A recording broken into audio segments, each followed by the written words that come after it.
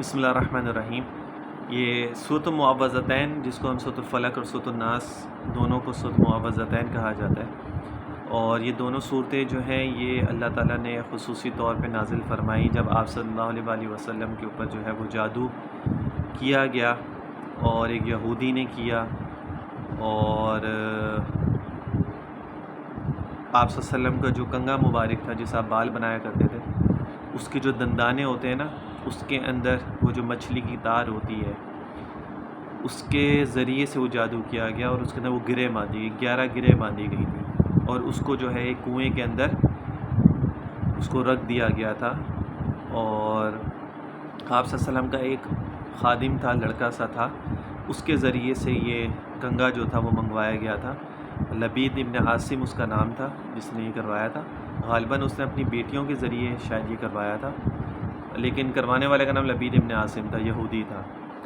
تو آپ صلی اللہ علیہ وسلم کو جب یہ ہوا تھا تو آپ صلی اللہ علیہ وسلم کی کیفیت کچھ ایسی ہو گئی تھی کہ کبھی آپ صلی اللہ علیہ وسلم کو جو ہے وہ چیزیں جو آپ کر لیتے تھے لیکن ایسا محسوس ہوتا تھا کہ نہیں کیا، تو جو جادو میں جیسی کیفیت ہوتی ہے ویسی ہو گئی تھی۔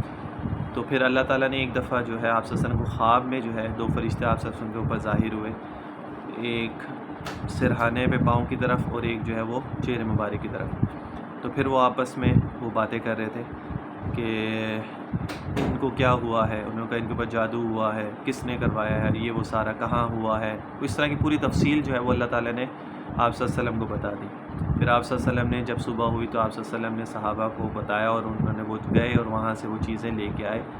اور ایک آیت پڑھتے جاتے تھے اور وہ گرہ کھولتے جاتے تھے۔ تو اس طرح جو ہے یہ دونوں صورتیں پڑھیں اور وہ گرہیں ساری کھول دیں، اور آپ صلی اللہ علیہ وسلم کے اوپر جو جادو کی کیفیت جو تھی وہ اللہ تعالیٰ نے اس کو ختم فرما دیا۔ تو یہ صورتیں جو ہیں معوذتین جو صورتیں ہیں یہ جادو کے لیے، نظر کے لیے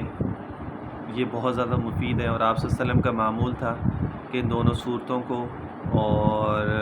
آیت الکرسی کو پڑھ کے جو ہے آپ صلی اللہ علیہ وسلم اپنے اوپر پورے جسم پہ جہاں جہاں آپ کا ہاتھ جاتا تھا، عائشہ فرماتی ہیں کہ آپ صلی اللہ علیہ وسلم اس کو پڑھ کے دم کر کے اور پھر آپ صلی اللہ علیہ وسلم جو ہے وہ سوتے تھے۔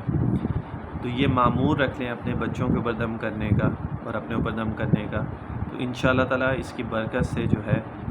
سب سے مین چیز بلیو ہے۔ یقین جب تک نہیں ہوگا کوئی بھی چیز آپ کے لیے فائدہ مند نہیں ہوگی، اور جب بلیو ہوگا تو ہر چیز آپ کو فائدہ پہنچائے گی۔ سورۃ الفاتحہ بھی پڑھیں گے کسی بیماری کے لیے تو وہ بھی آپ کو فائدہ پہنچائے گا، اور اگر یقین نہیں ہوگا تو بڑے سے بڑا وظیفہ کر لیں، بڑے سے بڑا کوئی بھی چلہ کاٹ لیں، وہ چیز آپ کو کبھی بھی فائدہ نہیں کرے گی۔ تو یقین جو ہے نا، یقین وہ سب سے ضروری چیز ہے۔ تو یہ چیز روٹین میں رکھیں، انشاءاللہ تعالیٰ اس کی برکت ایسی ہوگی کہ کوئی نظر نہیں لگے گی بچوں کو، کوئی جادو نہیں، کوئی کسی قسم کا کوئی سحر وغیرہ، اثرات وغیرہ، ہر چیز سے حفاظت کے لیے جو ہے نا یہ چیز آپ کے لیے جو ہے فائدہ مند ہوگی، آپ کے لیے بھی آپ کے بچوں کے لیے بھی۔ تو اس کو روٹین میں کریں، معمول اس کو ریگولر کریں۔ صبح میں ایک دفعہ پڑھ لیں، فجر کے بعد، عشاء کے بعد پڑھ لیں، تو فجر سے لے کے عشاء تک، رات سے لے کے صبح تک حفاظت میں انسان جو ہے وہ اس کی رہتا ہے، ٹھیک ہے نا۔ تو اس کو ضرور معمول بنا لیں، ساتھ اس کے جو ہے، اور اس کو چھوڑیں مت، ریگولر اس کو پڑھتے رہیں بس، تو انشاءاللہ تعالیٰ اس سے آپ لوگوں کو جو ہے بہت زیادہ فائدہ ہو جائے گا۔